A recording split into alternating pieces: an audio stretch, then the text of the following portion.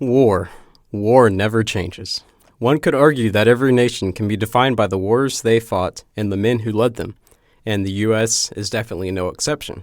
The United States has been involved in nearly 100 wars, both near and far. Some involved few personnel and little time and effort from the United States, while others demanded the bulk of our military might, or were fought over the course of decades. We'll give you the highlights. First up, the War of 1812, which involved Madison. This war pitted the U.S. against Britain once again, though not in so epic a fashion as the Revolution decades earlier. Britain was embroiled in a war with France, which prevented America from trading with either major world power without angering the other. In an attempt to get Britain to negotiate, American forces invaded British-controlled Canada, but this effort went poorly and saw only moderate success near the end of the war.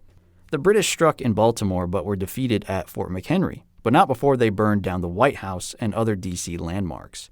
The final naval battle inspired Francis Scott Key's poem, part of which became the national anthem. Britain eventually repealed their trade regulations, and a peace treaty was signed in 1814. 15,000 Americans died in the war. Next up is the Mexican-American War. This was James K. Polk.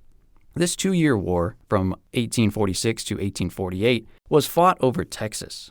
A decade prior, Texas won independence from Mexico, and needless to say, Mexico was upset. The U.S. courted the independent republic and offered to accept it into the Union, along with Oregon, Arizona, California, and a few other states. Mexico considered this attempt at annexation an act of war. In response, Polk urged Congress to declare war, which they did.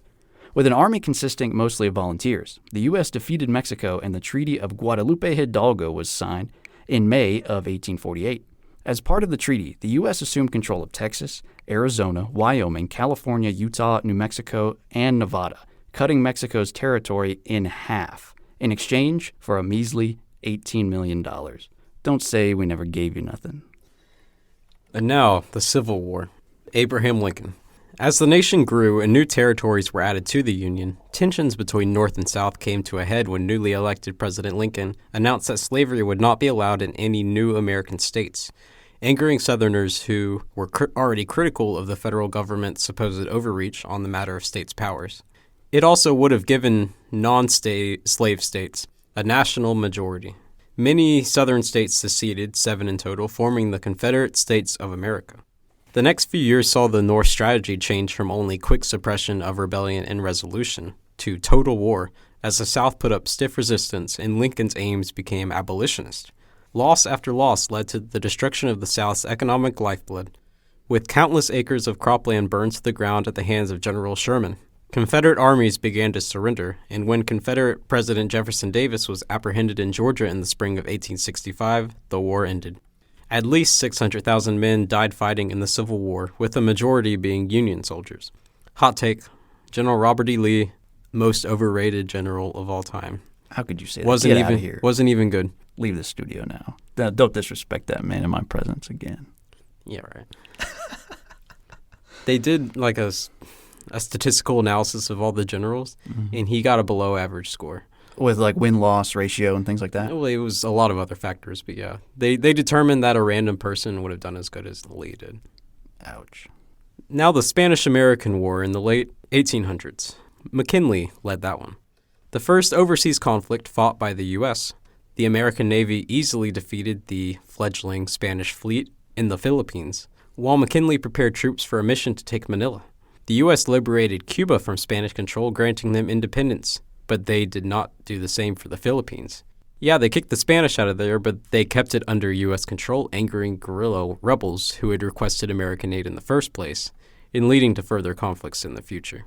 Obviously, we're not there anymore, but it was a bloody few years there. Yeah, until about the 40s, I think, when they finally gained independence. But there was a lot of stuff going on with Teddy Roosevelt, and that was a pretty rough patch there. Next up is World War I. This was Woodrow Wilson at the helm. An entanglement of alliances led to the largest global war ever waged on Earth, until the second one broke out 2 decades later. Russia, Great Britain, France, America, and other forces formed the Allied powers. They teamed up to fight Austria-Hungary, Germany, and a few other smaller countries, which became the Central Powers. The Allies won and pushed harsh terms on the Central Powers, especially Germany. Wilson was a dogmatic anti-monarchist, and World War I caused Russia, Austria-Hungary, and Germany to lose their monarchies. Wilson's attempted League of Nations failed after his Congress would not ratify it. LOL. Sad. And of course, there's World War II. That was mostly Franklin Delano Roosevelt. However, Truman did end it. Everyone knows about World War II, so we won't go into detail. Allies good, Hitler bad. We nuked Japan twice. The end. The Korean War. And this was mostly Truman and a little bit of Eisenhower. After World War II, Korea was liberated from Japan, but the Koreans in the north, supported by the communist Russians and China, invaded the south, supported by the UN and led by the U.S. After almost losing, the South pushed the communists all the way to China, but then China intervened and pushed the South to the center line of the country. Eisenhower negotiated a ceasefire treaty splitting Korea down the 38th parallel, which still remains today. And then we have Vietnam, almost infamous of wars. JFK started it, LBJ really got things going, and Nixon was strong about it, but he ended it for pragmatic reasons. The war was an utter failure for a number of reasons. Micromanagement by politicians, young and poorly trained soldiers, unclear objectives and planning, little support at home which devolved into outright hatred for the war effort, politicization, unflattering media coverage, and most of all, the absolute worst combat environment. Next up, the Gulf War. This was H.W. Bush, and it was a big win. Liberated Kuwait from Saddam Hussein's Iraq. It was a 43-day campaign from start to finish, and known as the 100-hour ground war. It lifted up America's spirits at home. Of course, that was preceded a few years later by the War on Terror, which didn't do what the Gulf War did for American morale.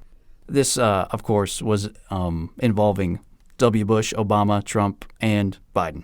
9/11 and Saddam's supposed possession of weapons of mass destruction led Bush to invade Iraq. They did depose Saddam, and the war might have brought stability to Iraq with the right leadership, strategy, and resolve. But American opinion soured a few years in for similar reasons to Vietnam. Obama ended the Iraq War, at least he kept his campaign promise there, but started fighting in Afghanistan and did succeed in killing infamous cave dweller Osama bin Laden. Yes, he technically did get killed under Obama's watch. Despite being labeled a violent madman, Trump was more of a dove than the previous two presidents and started the withdrawal process, accepting the inevitability of Taliban rule in Afghanistan. He did help kill off ISIS in Syria and Iraq, though. Biden continued the withdrawal process but botched it at the end and saw lots of people left behind and lots of sketchy Afghans strewn about America. There was also action in Syria, but that's a whole other can of worms. Now, why do we bring up America's greatest wars in regards to the greatest presidents? It shows, surprisingly and against the trope, that wartime presidents are not necessarily famous or well regarded by historians. The Mexican-American War added vast swaths to the country, but the average person doesn't know anything about Polk. They may not even know his name. McKinley expelled the Spanish from the Western Hemisphere, but the same goes for him. Even the tallest mountain in North America was changed from Mount McKinley to Denali. But something else becomes clear. Presidents who led unpopular or unsuccessful wars are usually remembered poorly. Think of Lyndon B. Johnson and Nixon for Vietnam, Bush for Iraq, and Madison for the War of 1812. Yes, especially for Bush, Nixon, LBJ. Very bad reviews, very low on Rotten Tomatoes for them. Nixon would be higher rated if it wasn't for Watergate. Probably. He might have made, if it weren't for Watergate, well, I'm getting ahead of myself. Yeah, there was definitely some controversy there. So here's a fun fact. America's longest war is actually not Vietnam or the War on Terror. It is technically the Apache Wars, fought against the Apache Indian tribes in the Southwest Territories from 1849 to 1886. That's 37 years. It ended with the surrender of the famous Geronimo and a victory for the U.S. Army.